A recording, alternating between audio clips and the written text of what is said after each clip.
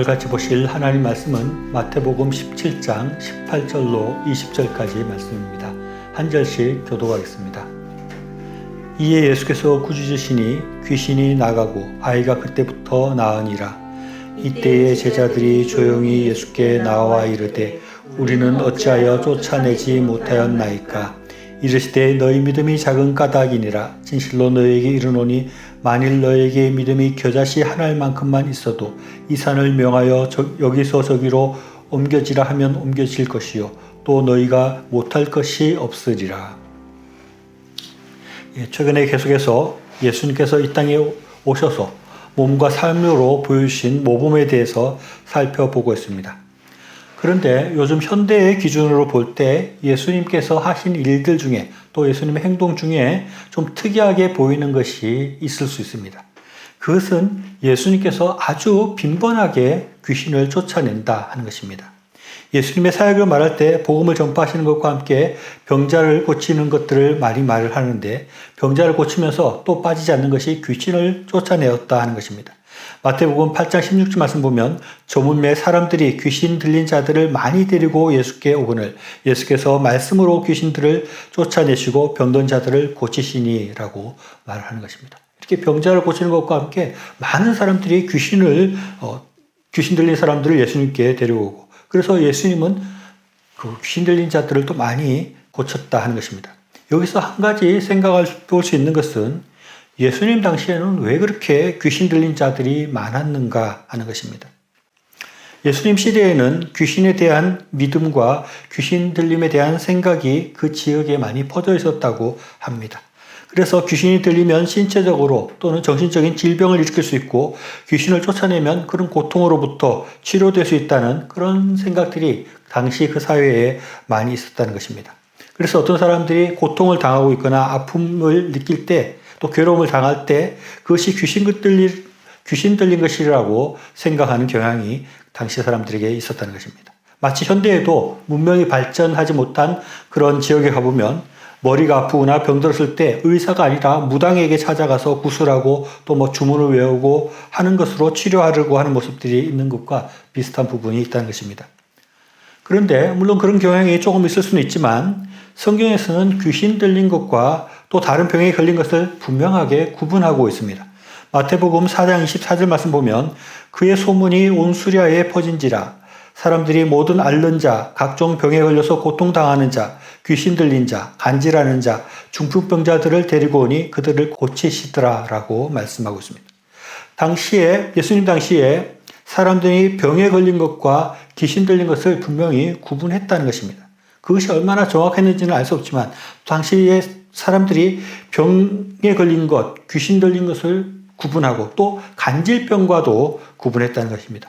그래서 예수님 당시에 모든 아파서 병든 것을 귀신 들린 것이라고 해석한 것이 아닌 것은 분명합니다. 그런데 그럼에도 불구하고 이 귀신 들려서 예수님을 찾아오거나 귀신이 문제가 되는 경우가 현대에 비해서 아주 많다는 그런 특징을 우리가 생각해 볼 수 있습니다. 신약 성경에만 귀신이라는 단어가 100번 이상 등장합니다. 그리고 수많은 사람들이 예수님께 찾아와서 귀신 들린 자들을 고쳐달라고 요구를 하는 것입니다. 현대에도 귀신에 관한 얘기들이 있고 또 귀신 들렸다는 사람들이 있습니다. 영화 같은 데 보면 엑소시즘에 관한 영화들이 있어서 퇴마사가 나오는 그런 영화들이 있습니다. 그러나 예수님 당시에 나오는 것만큼은 아닌 것 같습니다. 당시 사회에는 귀신에 대해서 굉장히 어떻게 보면 관심이 많았고 귀신이 들렸다고 생각하는 사람들이 아주 많았다는 것입니다. 그리고 그것을 쫓아내야 된다고 생각했던 것입니다. 그런데 반면에 우리가 살고 있는 이 시대에는 귀신에 대해서 별로 관심이 없고 귀신 들린 사람이 그렇게 많다고 생각하지 않고 또 귀신을 쫓아내야 되겠다 이런 생각들을 거의 하지 않는다는 것입니다. 저는 예수님 당시의 사람들과 현대를 살아가고 있는 우리 중에 누가 더 정확한 인식과 생각을 가지고 있는지 생각해 볼 필요가 있다는 그런 마음이 듭니다.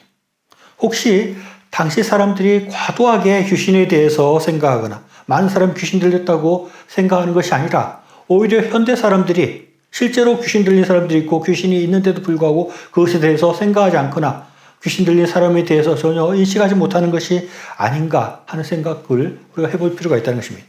왜냐하면 예수님 당시에 귀신 들렸다고 사람들이 예수님께 데려왔을 때 예수님은 그 사람들이 귀신 들렸다는 것을 인정했습니다. 인정하셨습니다. 그리고 귀신을 쫓아내어 줬기 때문입니다. 그리고 예수님은 귀신에 대해서 또 악한 영에 대해서 크게 관심을 가지고 계시고 그에 대해서 많이 언급하는 것을 우리가 성경을 통해서 볼 수 있습니다. 앞에서 말한 것처럼 100번 이상이나 신약 성경에 귀신에 대한 말씀이 나오고 예수님이 빈번히 귀신에 대해서 언급하고 있는 것입니다.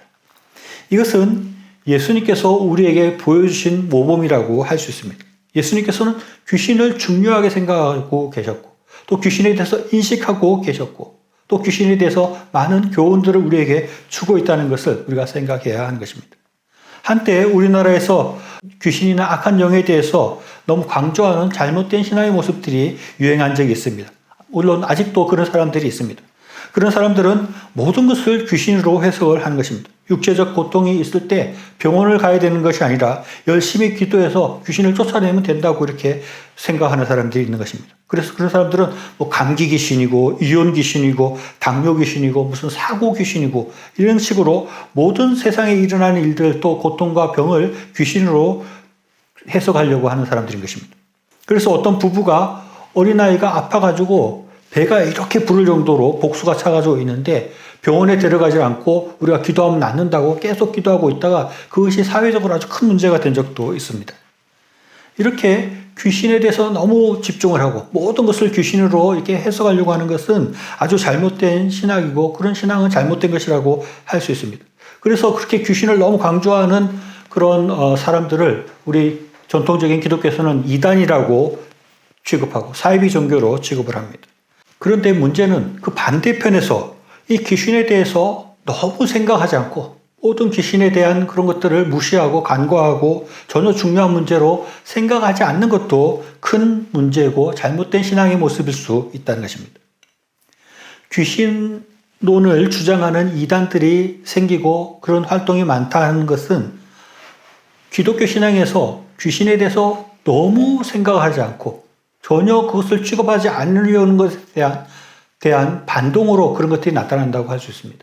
대부분의 이단들이 기존 기독교에서 뭔가 좀 약해져 있는 부분을 근거로 해서 이단들이 생겨납니다. 예를 들면 천국에 대한 또 예수님이 다시 오시는 것에 대한 생각이 현재 기독교에서 많이 약해지고 없을 때 그런 재림에 대한 그런 이단들이 생겨나는 것입니다. 또 기독교에서 당연히 성령 운동에 대해서 생각을 해야 되는데 성령의 활동에 대해서 생각하지 않을 때 성령에 관해서 너무 지나치게 강조하는 그런 성령에 관한 이단들이 생겨나듯이 우리 기독교인들이 너무 귀신에 대해서 생각해야 됨에도 불구하고 너무 생각하지 않으니까 귀신을 너무 강조해서 잘못된 길로 가는 그런 귀신론 이단들이 생겨난다고 할 수 있는 것입니다. 앞에서 말한 대로 저는 당시 사람들이 그렇게 많은 사람들이 귀신 들렸다 생각하고 주님께 데려와서 귀신을 쫓아내려고 했다는 것. 그것과 지금처럼 아무도 귀신 들렸다고 잘 생각하려고 하지 않거나 귀신이 우리 주변에 있다고 생각하지 않거나 귀신의 영향과 활동에 대해서 전혀 생각하지 않는 것. 그 중에 어떤 것이 더 잘못된 것일까? 어떤 것이 옳은 것일까? 생각할 때 오히려 예수님 당시의 사람들이 귀신에 대해서 많이 생각하고 귀신 들렸다는 사람들을 주님께로 데려오는 그런 행위가 오히려 올바른 행동이고 올바른 모습이라는 생각을 하게 됩니다. 예수님께서는 자기 자신이 많은 귀신들을 쫓아냈을 뿐만 아니라 제자들에게도 귀신을 쫓아내는 권세를 주시고 귀신을 쫓아내라고 말씀하셨습니다. 마태복음 10장 1절 말씀 보면 예수께서 그의 12제자를 부르사 더러운 귀신을 쫓아내며 모든 병과 모든 악한 것들을 고치는 권능을 주시니라 라고 말씀하고 있습니다. 또 누가복음 8장 30절에서도 예수께서 내 이름이 무엇이냐 물으신즉 이르되 군대라 하니 이는 많은 귀신이 들렸음이라 라고 말합니다. 예수님께서 거라사 귀신 들린 자를 쫓아낼 때 그 귀신과 대화를 하는 것입니다. 네 이름이 뭐냐라고 물으시고 또 그 귀신과의 대화하는 장면이 나옵니다. 그래서 분명히 귀신이라는 실체가 있다는 것을 말을 합니다. 그리고 그 그라사 귀신은 또 돼지에게 들어가겠다 해서 돼지가 몰살되는 그런 일을 보여줍니다. 귀신이 분명히 어떤 사람한테 들어갈 수 있고 그 사람한테 들어가서 괴롭히는 일이 있으면 그 귀신의 존재를 예수님께서 분명히 말씀하시는 것입니다. 그래서 우리도 이 귀신이 그 당시에만 있었던 것이 아니라 지금 또 있어서 누군가에게 들어가서 귀신 들린 사람이 될 수 있는, 그래서 그것을 쫓아내야 되는 귀신 들린 사람이 될 수 있다는 것을 우리가 생각할 수 있어야 하는 것입니다. 많은 사람들이 그 귀신 들린 것과 정신병이 다르다고 하지만 또 귀신 들린 사람은 여전히 있을 수 있는 것입니다. 모든 정신병 걸린 사람이 다 귀신 들렸다 이렇게 할 수 없지만 여전히 이 세상 가운데에는 귀신 들린 사람이 있는 것입니다.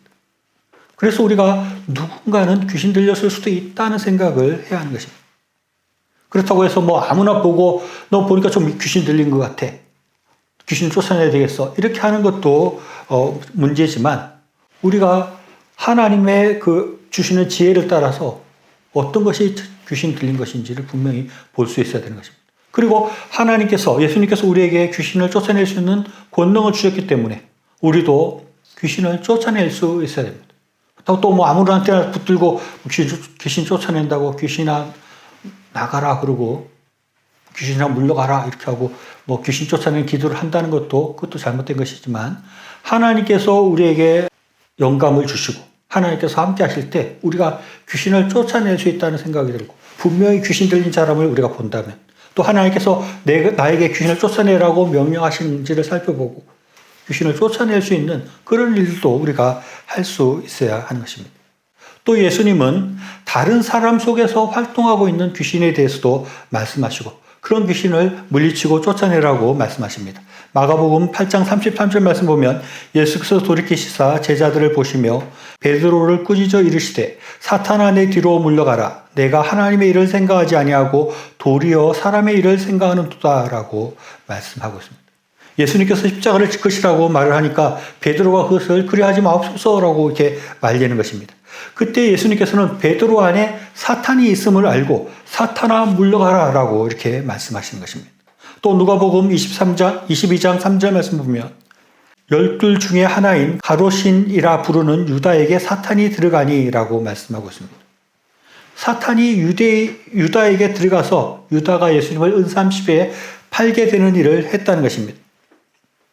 마귀 사탄은 귀신이 들려서 사람을 이상하게 만드는 그런 일들만 할 뿐만 아니라 다른 사람에게 들어가서 하나님의 일을 못하도록 방해하고 서로 싸우게 하고 분쟁하게 하는 그런 일들을 하기도 한다는 것입니다. 사도행전 5장 3절 말씀 보면 베드로가 이르되 아나니아야 어찌하여 사탄이 내 마음에 가득하여 내가 성령을 속이고 땅가고 이마를 감추었느냐라고 말씀하고 있습니다.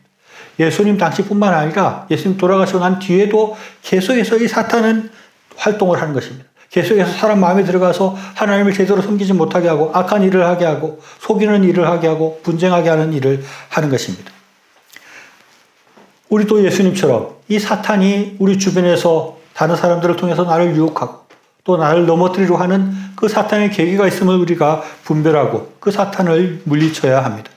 이것도 아무한테나 가서 네가 이상한 말을 하는 거 보니까 네 안에 사탄이 있구나 이런 식으로 해서는 안 되겠지만 잘 우리가 분별을 해야 하는 것입니다. 어떤 사람들이 이상한 말을 할 때 또 이상한 말로 나를 괴롭힐 때 저 사람 안에 혹시 사탄이 들어가 있는 것은 아닌가 하는 것을 분별할 수 있는 눈이 우리에게도 필요한 것입니다. 그리고 그 사탄의 활동이라면 그 사탄의 활동을 물리칠 수 있는 그런 일들을 우리가 할 수 있어야 합니다. 어떤 사람이 자꾸 이상한 말을 하고 그래서 나를 괴롭히기도 하고 또 나에게 이상한 길로 인도하려고 할 때 그 사람이 원래 성격이 좀 원래 그런 건지 아니면 진짜 사탄이 들어가서 그러는 건지를 분별하는 것은 사실 그렇게 쉬운 문구는 아닙니다. 그러나 우리가 그것을 잘 분별해야 하는 것입니다. 예수님께서는 그것을 분별하셔서 베드로 속에 있는 사탄을 구분하시고 그 사탄을 물리치셨듯이 우리도 우리 주변에 있는 사람들이 혹시 사탄의 꾀임에 빠져서 이런 일들을 하고 이런 말들을 하는 것이 아닌지를 잘 분별하고 사탄의 활동에 대해서 우리가 민감하게 깨어서 그것을 구분하고 그것을 쫓아낼 수 있는 그것을 사탄을 물리칠 수 있는 그런 것을 우리가 해야 하는 것입니다. 또 사탄은 다른 사람에게 들어갈 뿐만 아니라 우리 자신에게도 들어와서 우리 자신을 잘못된 길로 인도할 수 있고 우리가 또 다른 사람을 잘못된 길로 인도하도록 사탄이 우리를 조정할 수도 있음을 우리가 생각해야 합니다. 베드로전서 5장 8절 말씀 보면 근신하라 깨어라 너희 대적 마귀가 우는 사자와 같이 두루 다니며 삼킬 자를 찾나니 라고 이렇게 말씀하고 있습니다. 악한 마귀 사탄이 언제든지 우리에게 들어와서 우리를 삼키려고 하고 있다는 것입니다. 사탄이 우리 속에 들어와서 우리가 다른 사람에게 상처 주는 말을 하게 되고 또 우리를 통해서 다른 사람이 잘못된 길로 가도록 우리가 그런 사탄 역할을 할 수도 있다는 것을 우리가 늘 생각하고 우리가 이 사탄이 우리 속에서 활동하지 못하도록 물리치는 그런 일들을 해야 하는 것입니다. 예수님은 이 귀신 마귀 사탄에 대해서 이런 모범들을 보여주셨습니다. 첫째는 귀신 들린 자들에게 귀신을 쫓아내는 일을 하셨습니다. 또 둘째는 예수님은 다른 사람에게 들어간 악한 영들을 쫓아내는 일을 했습니다. 또 예수님은 자신 안에서 활동하려는 악한 영들을 쫓아내셨습니다. 예수님은 조용할 때마다 시간이 날 때마다 조용한 곳에 가서 기도했다라고 말씀하고 있습니다. 그것이 내 속에 악한 마귀가 활동하지 못하도록 하는 것이라고 할 수 있습니다. 또 예수님께서는 십자가를 앞두고 겟세마네 동산에 가서 참으로 땀이 피가 될 정도로 그렇게 기도를 하셨습니다. 내 마음속에 이 십자가를 피하려는 악한 마귀 사탄의 유혹을 물리치기 위해서 하나님 앞에 기도했던 것입니다. 이렇게 예수님은 내 안에서 사탄이 활동하지 못하도록 하는 그런 기도하는 모습을 보여주면서 우리에게 어떻게 살아가야 될지에 대해서 보여줬다고 할 수 있습니다. 예수님은 이런 모범을 보여주시면서 우리도 예수님과 같이 살라고 말씀하고 있습니다. 오늘 읽은 본문에서 예수님은 우리가 귀신을 쫓아내지 못하는 것은 믿음이 작은 까닭이다라고 말을 하고 있습니다. 우리가 더욱더 믿음을 강하게 가지고 하나님의 영의 이끌림을 받아서 귀신을 쫓아낼 수 있어야 하겠습니다. 에베소서 6장 11절에서는 마귀의 관계를 능히 대적하기 위하여 하나님의 전신갑주를 입으라 라고 말씀하고 있고 야고보서 4장 7절에서는 그런즉 너희는 하나님께 복종할지어다 마귀를 대적하라 그리하면 너희를 피하리라 라고 말씀하고 있습니다. 우리는 믿음을 가지고 하나님의 전신갑주를 입고 담대히 악한 마귀 사탄과 맞서서 싸워야 합니다. 우리는 능히 사탄 마귀를 이길 수 있다고 말씀하고 있습니다.